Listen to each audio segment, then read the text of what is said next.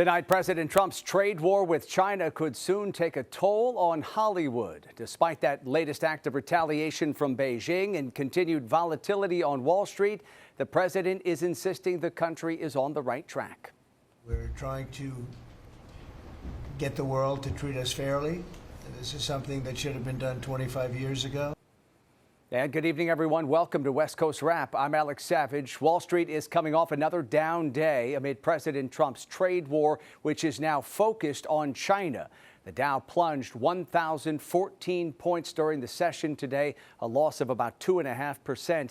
The Nasdaq dropped 737 points, or about 4%, and the S&P 500 lost 188 points. That's about 3.5%. Today, the president appeared unfazed by this week's wild swings in the markets. I think we're in very good shape. We think we're doing very well.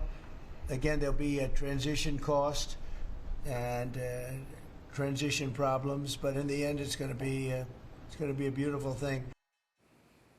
Some critics, though, believe the president is using this trade war to manipulate stock prices. Democrats in Congress have asked the U.S. Office of Government Ethics to look into whether anyone benefited financially from advanced knowledge of Trump's decision to pause many tariffs yesterday.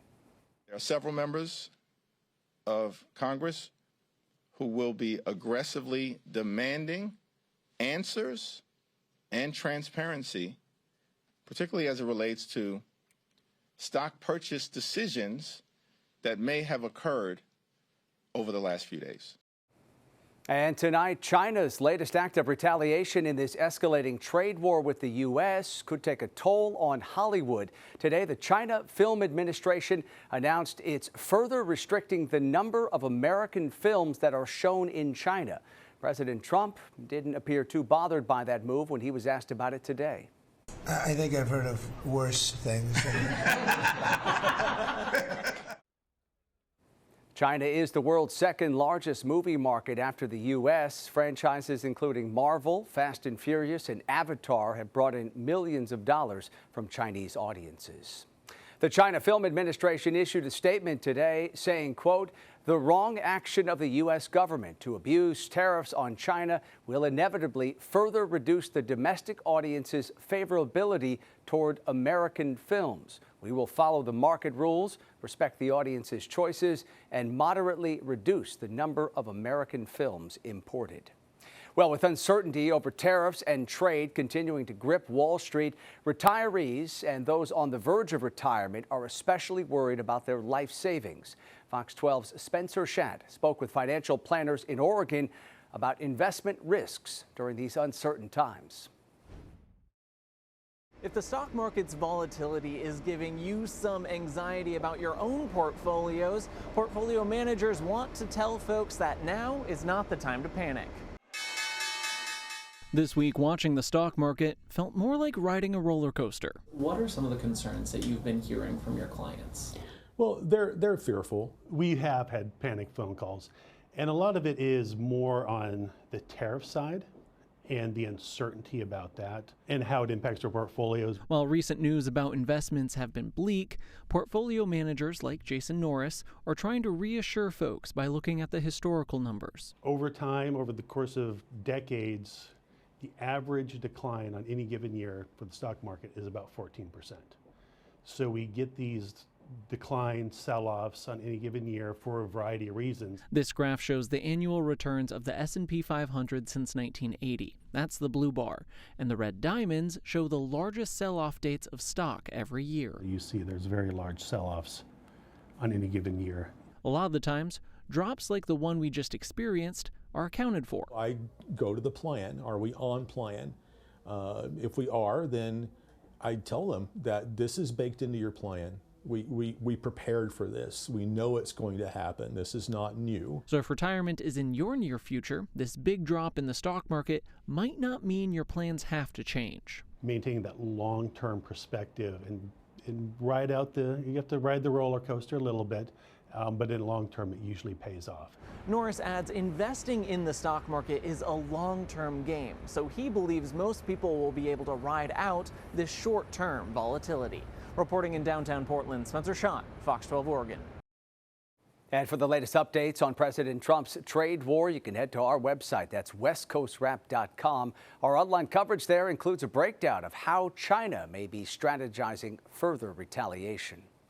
We turn now to a developing story that's getting attention across the country and here in the West tonight. 6 people are dead after a tourist helicopter crashed into the Hudson River in New York this afternoon. City officials say a family from Spain was on board that chopper when the helicopter broke apart in midair and crashed upside down into the river. Everyone on board was killed, including 3 children and 3 adults. The cause of the crash remains unclear tonight. The FAA and the NTSB are now investigating. An escaped inmate from California who was convicted of murder is now wanted tonight for killing a Mexican police officer. Yesterday in Tijuana, Officer Abigail Esparza Reyes was shot to death during an operation to arrest Cesar Hernandez. Last year, Hernandez escaped from custody while being transported to court in California's Central Valley. Authorities in Mexico say no arrests were made at the scene of yesterday's shooting, and they are continuing to search tonight for Hernandez. U.S. Marshals were in that same area when Officer Reyes was shot. They put out a statement that says, in part, quote, "We mourn her loss. Along with her family, friends, and colleagues, we will continue to assist our international partners with the associated investigations. Those who commit violence against law enforcement officers will be held accountable." Today, emergency crews rushed to California's southern border with Mexico to rescue a man stuck between border barriers. Walls in this part of Otay Mesa are about 30 feet tall. It's unclear tonight how long the man was trapped before first responders got that call for help. We responded to find the person at the top of the wall that was standing on a ledge that comes off the wall that was actually holding up the barbed wire. Getting access through the wall and to the victim was probably the most challenging part. Crews were able to get the man down safely. They have not said anything at this point about his nationality or the circumstances that led up to that rescue today. Attempts by federal agents to gain access to schools in Los Angeles have many in the community scared. Fox 11's Christina Gonzalez reports the school superintendent in L.A. says he is willing to put his job on the line to protect his students. Eso es mental abuse. Mental abuse is how a music teacher at Russell Elementary describes attempts by people identifying themselves as federal officials to enter this school, as well as Lillian Street Elementary. I'm still mystified as to how a first, second, third, fourth, or sixth grader would pose any type of risk to the national security of our nation. At Lillian, the principals say they asked to speak to a sixth grader. At Russell, we're told they made the point of saying they were not immigration or ICE, but Homeland Security, as they asked about 4 students. When the principal asked for identification, at that point, the agents pocketed their IDs, refusing to allow the writing down of their names and badge numbers. And when the principals told them they could not enter the school as per LAUSD protocol, they declared to the principals in both instances that the caretakers of these students had authorized them to go to the school. We've spoken with the caretakers of these children, in some cases parents, and they deny any interaction with these entities and certainly deny providing authorization. We're more afraid than ever, says one mother, many afraid to show their faces on camera. It's sad, like they're just scaring all the kids, you know, they can't just come to schools like that. Department of Homeland Security officials confirmed they were here, but not to do immigration enforcement. They say they are checking on the status and welfare of kids who cross the border without adults, unaccompanied minors. In their statement saying they're, quote, leading efforts to conduct welfare checks on these children to ensure they are safe and not being exploited, abused, and sex trafficked. Why these 6 of the tens of thousands that have crossed without adults, we're not being told. In South Los Angeles, I'm Christina Gonzalez, Fox 11 News. In Nevada, the mother of a teenager who was badly beaten near his school is filing a wrongful death lawsuit. Jonathan Lewis died after he was attacked in an alley outside of Rancho High School in Las Vegas. His mother filed the complaint against the Clark County School District, saying officials were negligent because they were aware of the suspect's violent behavior during a previous confrontation. 9 suspects were originally charged in connection with Jonathan's murder. The school district says it does not comment on pending litigation. Tonight, the wife of Weezer bassist Scott Schreiner is recovering from a gunshot wound and facing an attempted murder charge after finding herself in the middle of a bizarre police pursuit in Los Angeles. Authorities say Jillian Lauren pointed a gun at officers as they were searching her neighborhood for several suspects wanted for a hit and run. And according to TMZ, Lauren also fired at least one shot, and that's what officers fired at her. This all unfolded Tuesday in the Eagle Rock area of L.A. Police say Lauren came out of her house holding a handgun and ignored commands to drop the weapon. There is some dispute about this, but the police believe that she did fire the weapon at least once. And the police returned, as they put it, returned fire, and she ended up getting shot in the shoulder. She goes back in the house. She's in there for about half an hour before she comes out with her nanny, who was also in the house, and surrenders. Lauren was treated for her injuries there at the scene and later booked on suspicion of attempted murder. Police only arrested one of the 3 hit-and-run suspects they were originally searching for. Despite the drama surrounding this shooting, Weezer is still scheduled to perform this Saturday at Coachella in the Southern California desert. Coming up tonight here on West Coast Wrap, Tesla drivers targeted across the West. The tense confrontation captured on camera by the people riding inside a Cybertruck. Plus, more doctors asking AI for help. Tonight, why many medical professionals believe this can improve patient care. And in weather, here's our live camera in Seattle. Look at this. Perfect timing with a rainbow showing up. They did have some rainfall today up in the Pacific Northwest, but some breaks in the clouds as well this evening. We'll have more in your forecast coming up.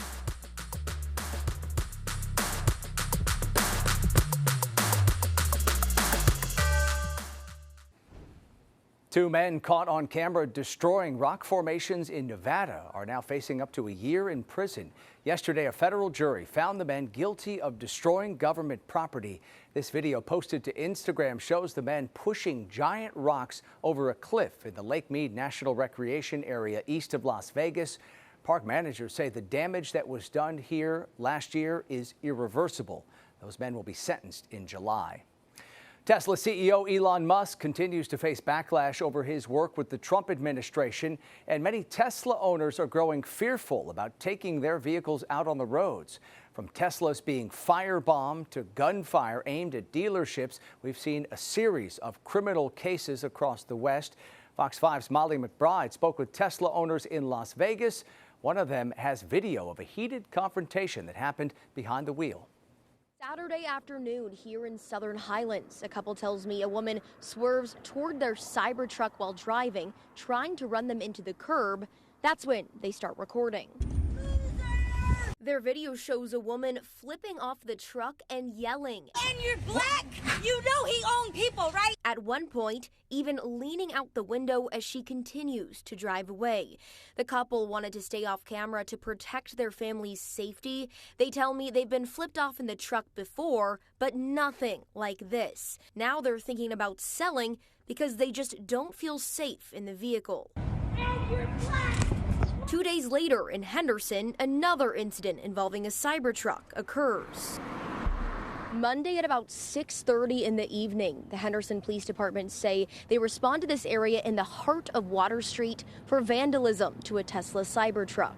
Pictures show a swastika and the word Nazi scraped into the side of the vehicle.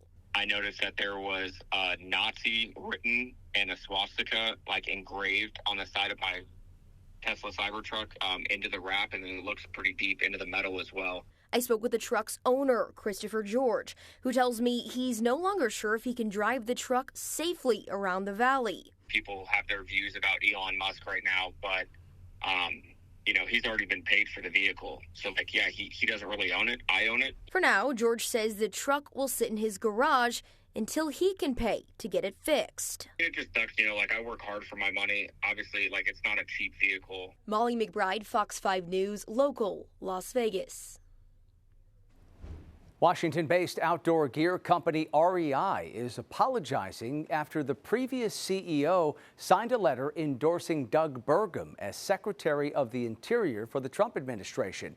And now current CEO Mary Beth Lawton has posted a video calling that move a mistake. This follows National Park and Forest Service layoffs and recent Department of Agriculture decisions to open up 59% of all national forest lands for timber harvest. One REI union representative says he was shocked and appalled by that initial endorsement. It's nice to see that they're rescinding the endorsement now, but the damage has been done. I don't think any of us were expecting him to endorse somebody that has that deep of ties to the oil and gas industry. Our public lands are under. In that video, Lawton announced that they are joining the Brands for Public Lands movement. That's a coalition of 60-plus businesses that call for transparency from Burgum and for Congress to prevent the sale of public lands. The brother of Lori Vallow Daybell testified at her murder conspiracy trial in Phoenix today. Her brother Adam told the jury that he flew to Phoenix shortly before the death of his sister's husband, Charles Vallow. He said he went to help stage an intervention with his sister. Another brother, Alex Cox, shot and killed Charles Vallow in 2019. He told police it was in self-defense. Alex Cox died of natural causes before any charges were filed against him. The prosecution says Lori and Alex planned Charles's death, motivated by his life insurance policy money, Lori's desire to marry Chad Daybell, and their extreme religious beliefs. We shift now and talk about our weather here in the West, and it was a record day of heat in Phoenix today. Here's a live look at downtown Phoenix tonight, where the sun is setting. Temperatures climbed over 100 degrees in the Phoenix Valley this afternoon. For more, let's bring in KTVU meteorologist Mark Tamayo, who is tracking this heat and the conditions we're seeing across the West. Hey, Mark. Hi there, Alex. Yeah, the heat's starting to build in as we take a look at some of the highs from today. As you mentioned, 100 degrees in Phoenix. Palm Springs in Southern California, 101 degrees, and looks like the temperatures, they warmed up today, and it looks like we're going to have some warmer temperatures into next week as well. Here is the forecast in Phoenix once again tomorrow. A warm start in the morning hours, and then once again hitting triple-digit territory by Friday afternoon around 3 or 4 o'clock tomorrow. This was Phoenix today, showing you all the clear skies, and of course that triple-digit temperature, 100 degrees this afternoon. As you can see in San Francisco, lots of at least partly cloudy skies. We had some fog near portions of the coastline. San Francisco in the mid-60s, a little bit cooler compared to yesterday. And then up in the Pacific Northwest, this was Seattle, showing you some clouds and some measurable rainfall, 0.20 over the past 24 hours, and a temperature today only in the upper 50s at 59 degrees. So most of the active weather, as you can see, showing up at this portion of the West Coast, up toward Portland and up toward parts of Washington. You can see the scattered rain showers moving on board earlier today. So still some coverage on the radar for this evening. As we back out the maps right now, we'll go ahead and show you the satellite. And there's that system up here once again up in the Pacific Northwest. Some scattered high clouds moving into Northern California, and lots of sunshine for Southern California as well. Current numbers, as you can see, it is 89 degrees in Las Vegas, Los Angeles 63, up towards San Francisco, lower 60s, and it looks like the cooler temperatures focused up here for Portland and Seattle. Current temperatures in the 50s. Here's the forecast for tomorrow. We're expecting partly sunny skies in Seattle. Temperatures will be in the 50s. Clouds do move into San Francisco, 60s, lots of 60s, but that warm to hot weather pattern really settling in, impacting Southern California. Once again, we talked about Phoenix and even out toward Denver. Those temperatures back up approaching the 80s for tomorrow afternoon. So here is the forecast model. As you can see here, the cloud cover really focused up here, and then also moving into Northern California. That's for your Friday. And then into your Saturday, there is the chance of some rainfall closer to Seattle. This, once again, is for Saturday. And then some high clouds drifted into Southern California. But here is the forecast over the next few days. As you can see, the cooler weather is focused up to the north. You will find some warmer temperatures for San Francisco and down toward Los Angeles. Triple digits for Phoenix Friday and Saturday, and then cooling off back down to the mid-90s. Still hot, though, as we do head into the Sunday 7-day forecast. So talking about the heat gradually making a comeback, Alex, at least on our forecast maps over the next few days. Yeah, that's what it looks like. Yeah. Thank you, Mark. Coming up tonight here on West Coast Wrap, a new art installation in San Francisco that doesn't leave much to the imagination. Tonight, the artist behind this new 45-foot tall statue that's gone up in the city. Plus, we'll show you how doctors may use AI the next time you go in for a visit. Become doctors not because they want to write notes and fill out paperwork. It's because they want that interaction, and ambient AI gives it to them. Well, don't be surprised if AI comes into play during your next visit to the doctor. Across the country, doctors are using a form of artificial intelligence called ambient listening. Fox's Kennedy Hayes spoke with doctors in Denver who say this technology allows them to focus more on patient care and less on paperwork. The AI technology is called ambient listening. It listens to conversations between doctors and patients, takes notes, and then creates a detailed summary. One doctor using the AI tech tells me it's allowed him to spend less time staring at a computer screen and more time connecting with his patients. A helping hand during patient visits. It really dramatically shifts the doctor-patient interaction so they can actually just talk and be humans. Dr. Daniel Korch with Denver Health says their artificial intelligence ambient listening device is called Nabla. With one click, it listens to his conversation with his patient, then takes notes for him, even in multiple languages. According to the Association of American Medical Colleges, there will be a shortage of between 57,000 to 72,000 physicians this year. Fewer doctors means a heavier workload. Korch says since introducing the technology last fall, it's drastically cut down on provider burnout. We saw providers who used Nabla were working less at home. They had less pajama time. So if you imagine what pajama time is, it's doctors at home in their pajamas just typing on their computer. For patients skeptical about artificial intelligence, companies providing the technology assure there's still a system of checks and balances. Ultimately, the physician, the clinician is still 100% in control on what happens and making sure the documentation or the order, whatever it is that they're working on, is indeed the right thing. That should be happening for the patient. Korch says the technology is benefiting patients just as much as it's helping him. People become doctors not because they want to write notes and fill out paperwork. It's because they want that interaction, and ambient AI gives it to them. In Denver, Kennedy Hayes, Fox News. All right, finally tonight, a 45-foot tall statue of a naked woman is now standing tall in San Francisco. This is situated right along the waterfront.